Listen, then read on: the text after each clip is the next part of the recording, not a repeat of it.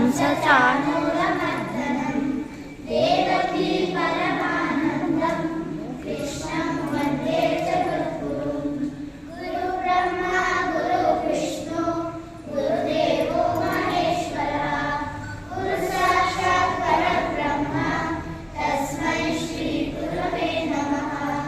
अखण्डमण्डलाकारं व्याप्तं येन चराचरं तत्पदं दर्शितं येन तस्मै श्रीगुरवे नमः।